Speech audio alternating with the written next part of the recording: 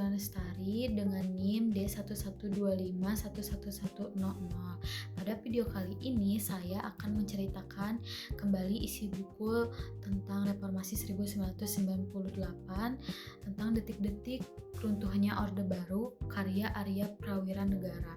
Buku ini menceritakan perjalanan Indonesia menuju reformasi tahun 1998. Isinya bukan tentang jatuhnya Presiden Soeharto, tetapi juga menjelaskan berbagai peristiwa yang menjadi penyebab runtuhnya Orde Baru, mulai dari pembungkaman pers, konflik politik, penculikan aktivis, krisis ekonomi, hingga demonstrasi mahasiswa yang akhirnya mengubah sejarah Indonesia.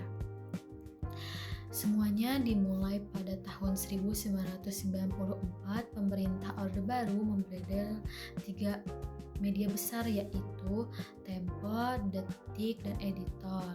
Ketiga media tersebut dianggap terlalu berani mengkritik pemerintah dan mengungkapkan berbagai penyimpangan. Akibatnya, kebebasan pers semakin dibatasi dan masyarakat mulai melihat bahwa pemerintah semakin otoriter. Beberapa tahun kemudian muncul konflik di tubuh Partai Demokrasi Indonesia atau PDI. Partai ini terpecah menjadi 2 kubu, yaitu kubu Megawati Soekarnoputri dan kubu Soejardi. Pemerintah pada saat itu dianggap lebih mendukung Soejardi, sehingga Megawati tersingkir dari kepemimpinan partai. Konflik tersebut memuncak pada peristiwa 27 Juli 1996 ketika kantor PDI di Jalan Diponegoro diserbu. Peristiwa ini memunculkan banyak korban dan menjadi salah satu pemicu meningkatnya perlawanan terhadap pemerintah. Setelah kejadian itu, pemerintah menuduh Partai Rakyat Demokratik atau PRD sebagai dalang kerusuhan. Ketua PRD Budiman Sujatmiko bersama sejumlah aktivis ditangkap dan dipenjara. Situasi politik ini semakin memanas ketika banyak aktivis pro demokrasi diculik pada tahun 1997 hingga 1998. Sebagiannya berhasil kembali, tetapi juga ada yang hingga saat ini belum diketahui keberadaannya. Di saat kondisi politik memanas, Indonesia juga mengalami krisis moneter. Nilai tukar rupiah jatuh drastis, harga-harga kebutuhan pokok melonjak, banyak perusahaan bangkrut, dan jutaan orang kehilangan pekerjaannya. Krisis ekonomi ini membuat kehidupan masyarakat menjadi sangat sulit. Di tengah kondisi tersebut, pemilu 1997 tetap dilaksanakan dan Golkar kembali memenangkan pemilu. Namun, banyak pihak menilai pemilu pada saat itu belum berjalan secara adil. Memasuki tahun 1998, gelombang demonstrasi mahasiswa semakin besar. Mahasiswa dari berbagai daerah turun ke jalan menuntut reformasi, pemberantasan korupsi, kolusi, dan nepotisme, serta meminta Presiden Soeharto mengundurkan diri.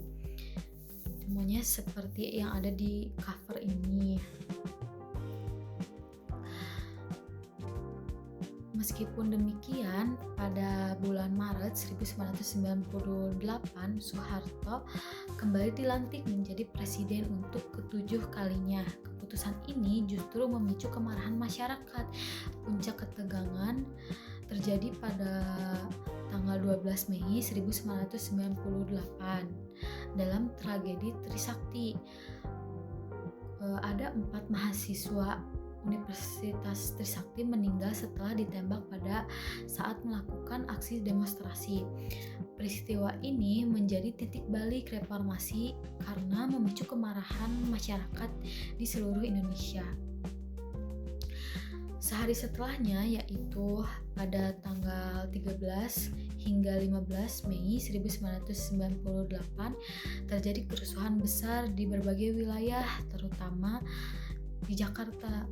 Terjadi penjarahan, pembakaran, dan banyak korban jiwa.